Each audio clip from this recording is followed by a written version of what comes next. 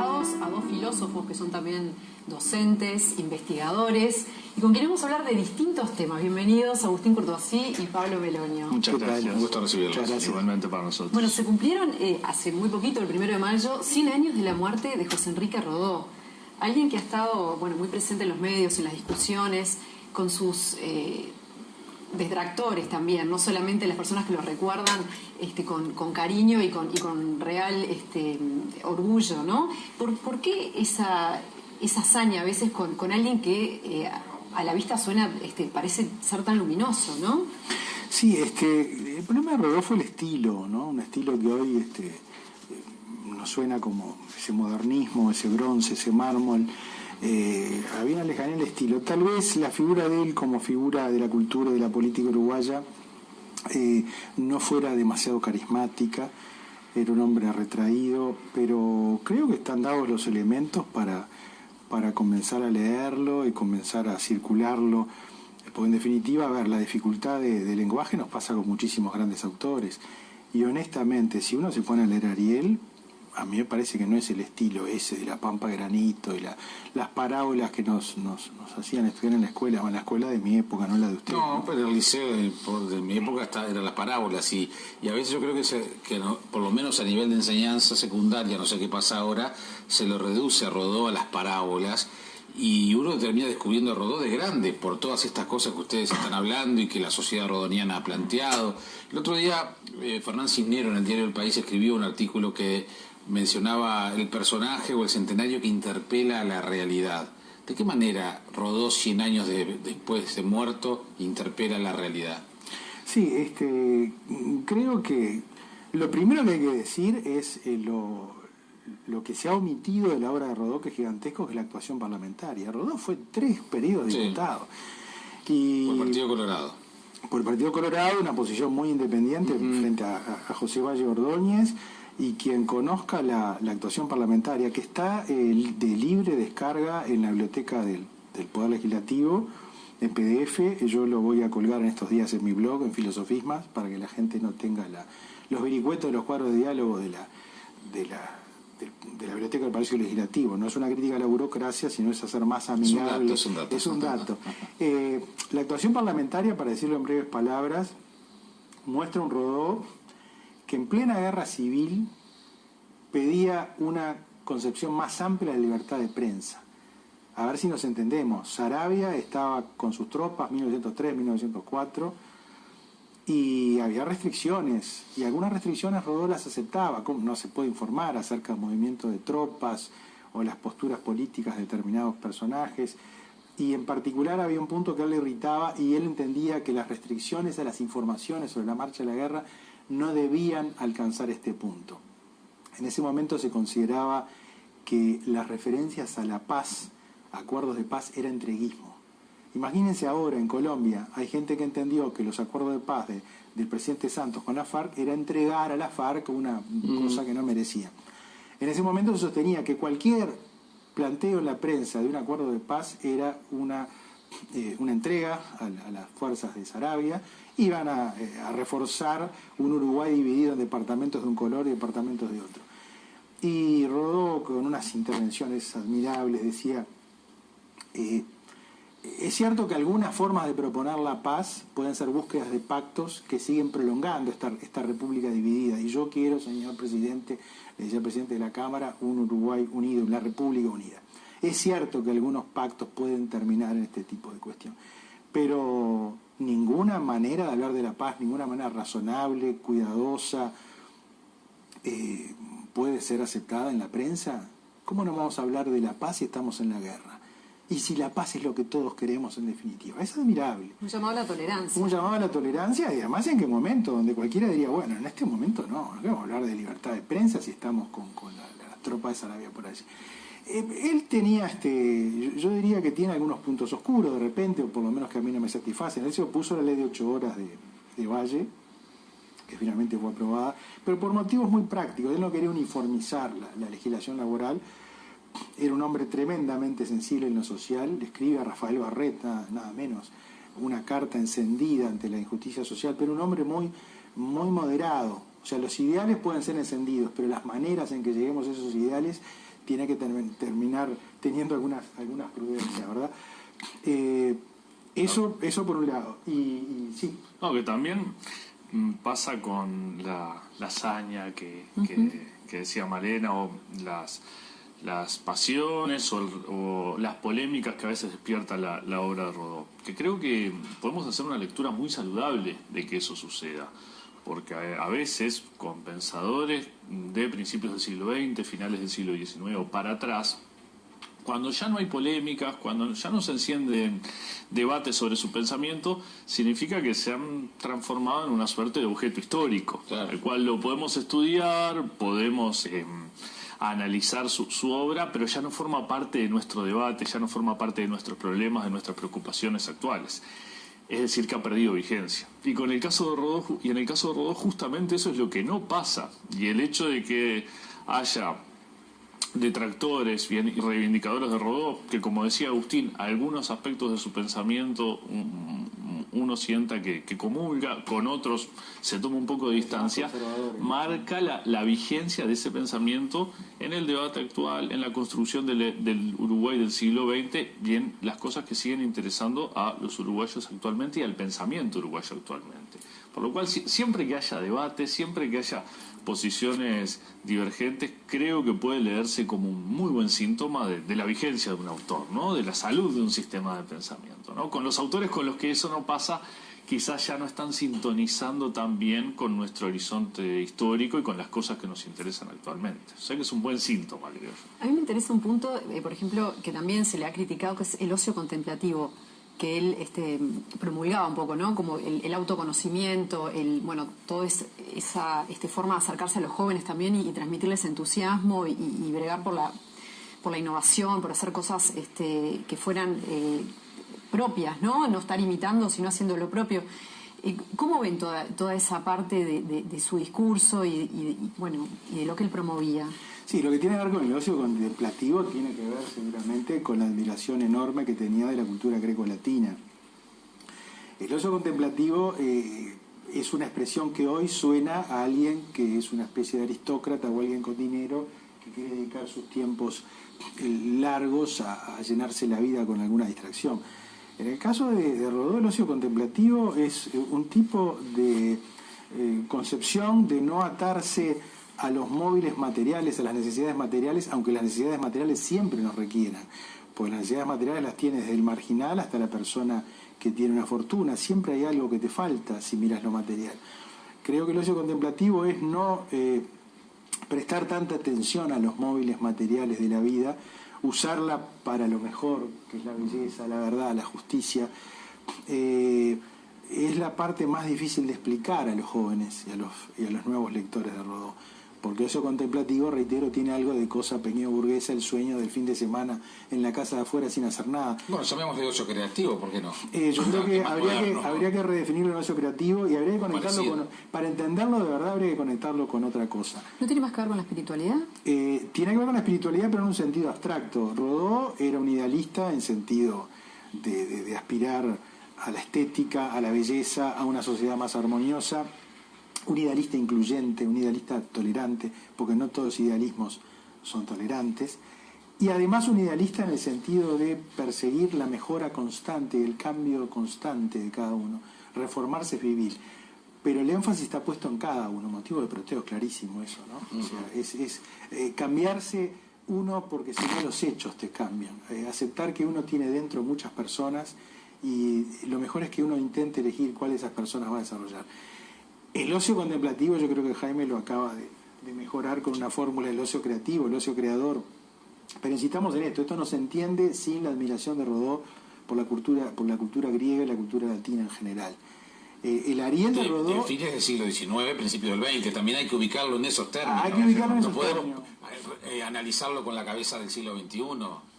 Bueno, en algunas cosas sí. En algunas cosas sí, por ejemplo, la idea de que la mentalidad pragmática, la tecnología y el ritmo que adquiere la vida social luego de la revolución industrial generan algún tipo de alienación o de pérdida de humanidad, y que esa pérdida se recupera retrayéndose a la interioridad, a lo que vos denominabas la espiritualidad, o no buscando tanto las respuestas afuera en los estímulos, sino buscándolas dentro de uno, es algo que hoy en día, por ejemplo, está muy presente en los movimientos de los desconectados en Europa. Los distintos movimientos que hoy en día bregan por minimizar el uso de las redes sociales, minimizar el uso de los celulares, no consumir determinados modelos de celulares que generan comportamientos de dependencia, ¿bien? Y que justamente, ¿bien?, reivindican eso, reivindican que en una sociedad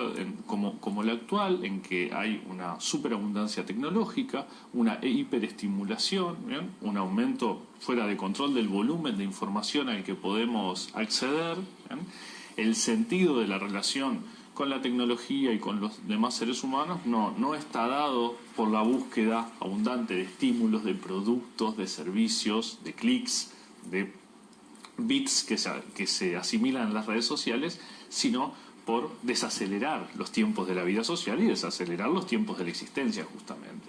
Y en ese sentido hay una deriva que se puede rastrear hasta antes de Rodó, ya desde el surgimiento del pensamiento idealista y romántico en Alemania, que creo que es una tensión que tiene 3 siglos, pero que es bastante actual, ¿bien? Por un lado, en un extremo siempre hemos tenido visiones muy idealizadas y muy optimistas de lo que la ciencia y la tecnología pueden darle a la sociedad, de lo que la ciencia y la tecnología pueden darle a la condición humana, digamos, y por otro lado siempre hemos tenido visiones más bien escépticas, ¿bien?, de las consecuencias que puede tener la hipertecnologización de la vida social y la intromisión de la ciencia en aspectos cada vez más íntimos de nuestra existencia. Entonces, yo creo que planteado en esos términos es una tensión que ya se da en el pensamiento alemán, inglés del siglo XVIII, que estaba presente en Rodó, y que se puede traer hasta los debates que, bueno, como decíamos, hasta las inquietudes que nos interesan ahora en el contexto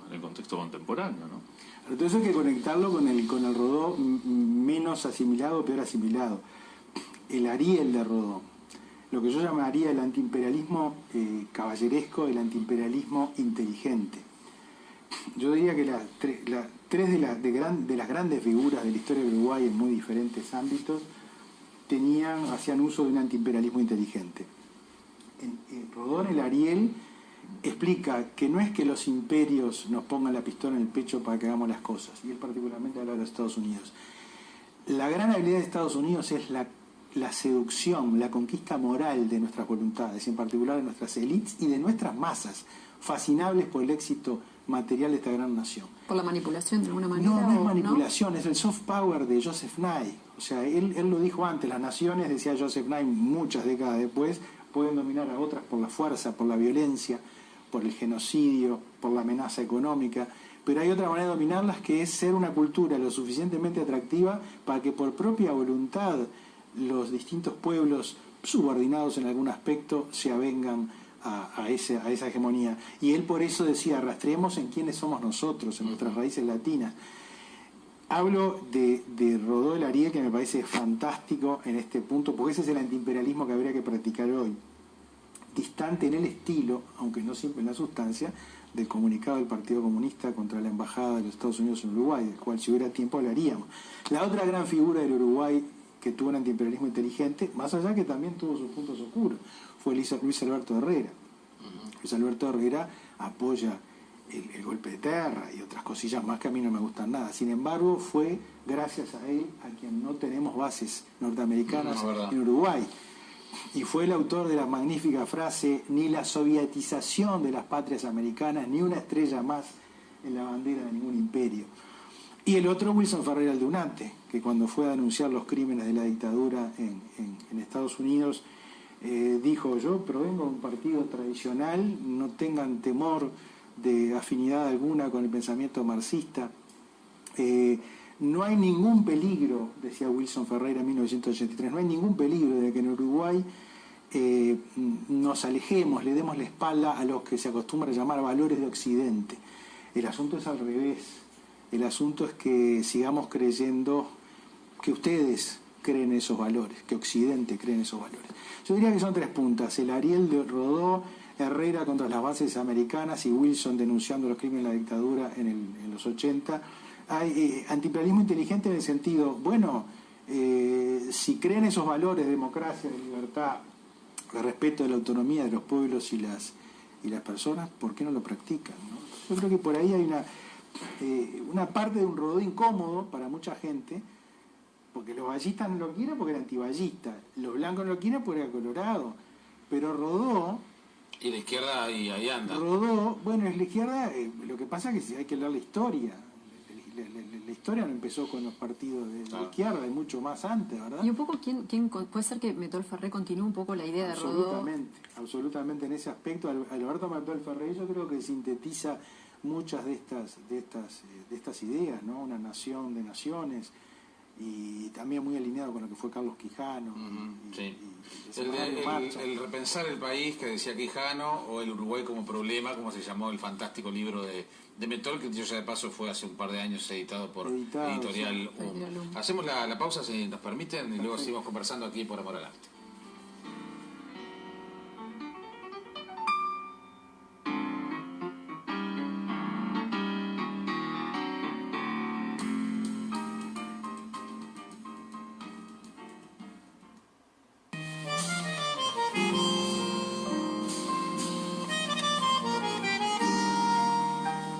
Nos acompañan Pablo Melonio y Agustín Courtoisí. Estamos hablando de Rodó y vamos a hablar de otras actividades concretas, pero para cerrar el capítulo rodoniano, yo quería mencionar algo que el otro día hablábamos con integrantes de la Sociedad Rodoniana en Sábado Sarandí, y es el concepto de globalización, que es tan actual, y de las pocas cosas que uno sentía de Rodó hace algunos años, era esa, y que era objeto de estudio en el mundo, no acá obviamente, era esa mirada internacionalista que hoy llamaríamos de globalización, y que el tipo nos la planteó a comienzos del siglo XX, ¿no? Absolutamente. No sé si quería decir algo sobre esto, pero la gran capacidad de pensar el mundo como una cultura planetaria sin dejar de respetar las identidades de cada civilización, de cada tradición. Yo creo que él tenía entre lo que hoy sería un Huntington y su choque de civilizaciones, y quienes viven mirándose el ombligo sin idealismo ninguno, porque qué importa lo que pasa en el mundo, total, Corea del Norte está tan lejos. Entre esos dos extremos, Rodó nos viene a decir, se necesita la paz, se necesita hacer interactuar las naciones con sus grandes tradiciones sin renunciar a lo propio, y rehuyendo las clasificaciones fáciles. Yo creo que uno de los grandes aportes de Rodó, tanto en el tema globalización como en el tema laicidad, es el libro más incómodo que ha escrito Rodó, es Liberalismo y Jacobinismo. Él era un agnóstico, sin embargo, en la polémica por los crucifijos en los hospitales, él estuvo del lado de la sensibilidad, aunque él no creyera. Y eso tiene mucha vigencia hoy, ¿no? Si miramos el tema de la Virgen, por ejemplo. Tiene absoluta vigencia porque Rodó era partidario de laicidad, no del laicismo. Él decía, vamos a cambiar el dogmatismo de quienes elevan cruces, hacen ofrendas y no tienen muy claro por qué creen en lo que creen, del otro dogmatismo del que se ríe, del que tiene fe. No tengo que elegir entre estos dos dogmatismos. Lo mismo lo hace en el plano político, en la Cámara, esa preciosísima obra, actuación parlamentaria que está disponible en Internet. Él decía, yo no soy conservador, pero ¿qué sentido tienen las clasificaciones? Tengo a mi lado a Emilio Frugoni, que es socialista, y alguien podría considerar que Rodó al lado de él es conservador y Frugoni socialista, pero los anarquistas de la calle Río Negro son mucho más radicales que Emilio. ¿Qué sentido tienen las clasificaciones? De lo que se trata es acordar aquello acordable y no perder los matices, palabra más, palabra menos. Yo creo que pensar la globalización y pensar el tema de la laicidad hay que hacerlo en esos términos. Para que quede más claro, ¿qué diría hoy el tema tan polémico sobre ubicar una estatua de la Virgen? Eso tuvimos una discusión en el coloquio el otro día sobre Rodó, no en el coloquio de filosofía y la ciencia que se viene, sino en el coloquio sobre Rodó. Hay un peligro de anacronismo en el sentido de proyectar categorías actuales sobre lo que era el momento de Rodó. O sea, yo no me atrevería, porque ya me rezongó una historiadora el otro día, no me atrevería a decir qué diría Rodó frente a la hablar por él, claro. Sí, eso que claro. Sí. Lo que nadie me puede privar a mí es el derecho de decir hoy yo, determinadas cosas después de haberlo leído a Rodó. Claro. Yo creo que trataría de que no se polarizara el tema. Si hay ciudadanos cuya fe, cuya esperanza lo orientan a determinada postura, no es allí por lo cual nos tenemos que poner duros y radicales. Creo que el asunto es convivir, no convencer. Tu Dios, mi Dios, si existe Dios, el asunto es convivir. La convivencia es más importante que la resolución de determinados no me queda problemas. Claro que coexistir y convivir significa que podamos seguir conversando aunque pensemos distinto. Yo creo que ese o sea, es no reducir la discusión a si yo acepto a la Virgen, te convenzo, te gané.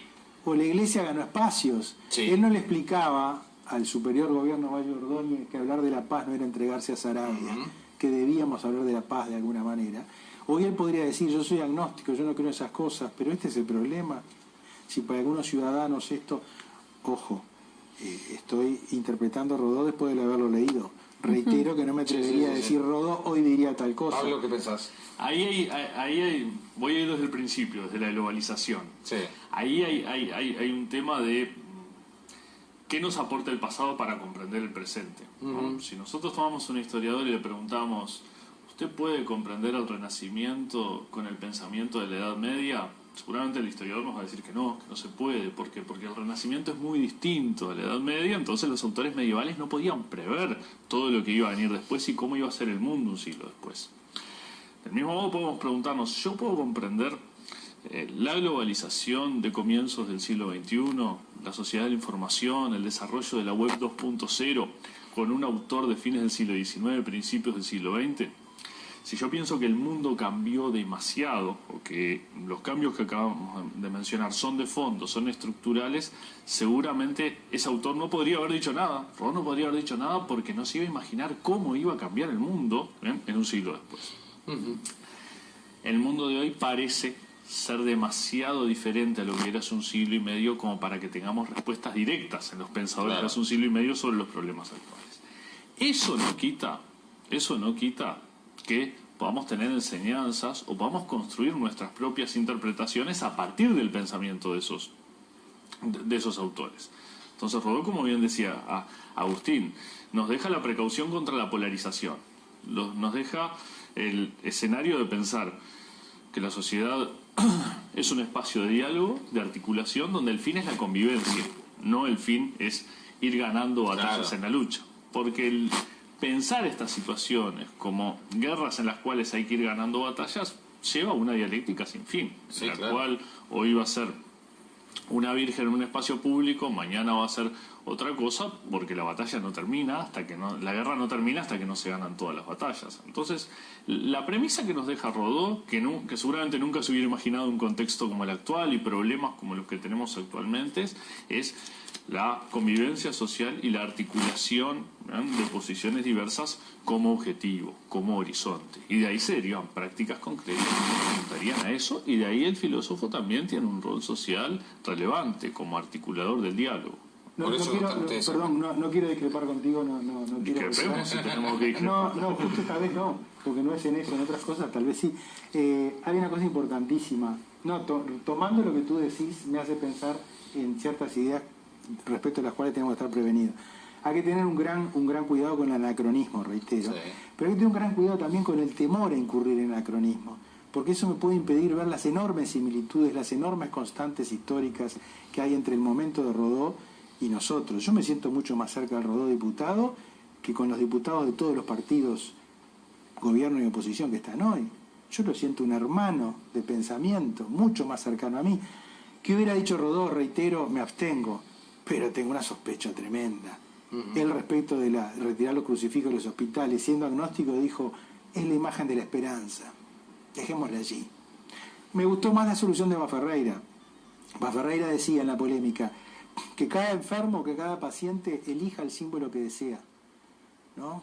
El musulmán su símbolo, si es que los tiene, o prefiere alguien una pared en blanco, el judío, cualquier religión que pida su símbolo. Y aquel que está abierto al finito y al misterio, que deje la pared en blanco.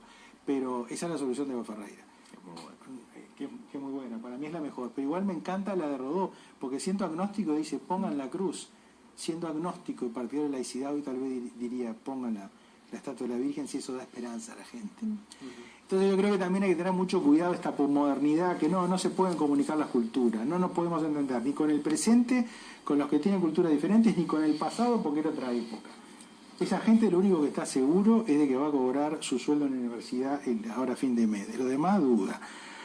Yo creo que está mal cuando Maquiavelo escribía la primera década de Tito Livio acerca de sucesos históricos que estaban distantes de él siglos. No era porque jugaba la filatelia académica, es porque él pensaba que el conocimiento largo de la historia le podía ayudar en el presente. Yo creo que estudiar a Rodó respecto de lo que pasaba hace un siglo y más nos ilustra respecto de lo que podemos hacer ahora. Yo la dejo por ahí, porque si no nos comemos con Rodó todo el tiempo, sí. ¿no? Tenemos otra parte, además de ciencia. Tenemos una parte importante porque ya empezaron los coloquios, que son de ciencia, tecnología y educación. Es un tema, cómo llevar la ciencia a nuestra vida cotidiana, cómo poder acercarnos más, porque el científico la tiene muy, muy, muy cotidiana, pero los que no somos científicos no. Hay una serie de Netflix, Merlí, que nos trae, todo el tema de la filosofía. Hay otras series, filosofía no es ciencia, pero nos acercan a las disciplinas a las que no estamos tan familiarizados. ¿Cómo se puede hacer para acercar más esta disciplina? Bueno, efectivamente ya empezó esta semana el 5º coloquio de Filosofía de la Ciencia, que se hace desde hace 5 años en la Facultad de Información y Comunicación de la UDELAR, y este año es además el primer coloquio de Filosofía de la Ciencia del Río de la Plata. Desde ayer lunes comenzó en la Universidad Católica de Buenos Aires, se desarrolla desde ayer, y a partir de mañana miércoles vamos a estar de mañana miércoles 10 de mayo vamos a estar comenzando las actividades en la FIC. El encuentro tiene una particularidad que un poco intenta, al menos desde el formato, responder a esa inquietud, ¿no? Es un encuentro donde participan diversos investigadores presentando resultados de investigación. Este año el tema es justamente ciencia, tecnología y educación. Pero se trata de que tanto la presentación de los productos de investigación como el debate posterior responda a un formato que sea accesible a público no experto. Es decir, como una forma de poner a debate, de poner en la arena del debate temas que, como ustedes bien decían, muchas veces parecen temas técnicos, de los que solamente pueden opinar quienes poseen un saber experto, y que por lo tanto se vuelven esotéricos o inaccesibles para el resto de la sociedad, ¿no? Entonces, esa es la idea inicial del coloquio. Este año vamos a contar con José Antonio López Cerezo, de la Universidad de Oviedo, uno de los principales especialistas de habla hispana en temas de ciencia y tecnología. Brillante, lo vi en Buenos Aires, lo escuché en Buenos Aires, ayer, brillante, López Cerezo. Sí. Y también con representantes de Uruguay, obviamente, y representantes de la Universidad de Buenos Aires y de la Universidad Católica. Va a ser 10, 11 y 12 de mayo en el nuevo local de la FIC, recientemente inaugurado en las calles San Salvador y Jackson. Así que los esperamos a todos en nuestra nueva casa. Brevísimo, porque ya no tenemos que ir. ¿Hay posibilidades de acceder a los materiales posteriormente a través de la web? Bueno, hay un libro también, ¿no? Con la inscripción al coloquio se entrega a los inscriptos el libro, ¿no? Con la inscripción se entrega el libro, y en el libro están contenidas todas las ponencias que se van a presentar allí. Y quienes no se anoten y queremos, porque no tenemos tiempo de asistir, ¿podemos acceder a estos materiales? Sí, el libro acceder? Se va a distribuir dentro de un mes más o menos, va a estar a disposición en librerías. Muy bien. Así que se puede acceder. Muy bien, muchísimas gracias por provocarnos. De eso se trata la filosofía y se trata la cultura, por eso queremos que vuelvan pronto. Bueno, gracias a ustedes por la invitación. Por favor, que Pero pasen volver depende de ustedes, así que llámenos. Bueno, con muchísimo gusto. Así será. Nosotros nos vamos. Nos vamos y nos vemos acá en 7 días. Muy bien, que pasen bien por la semana.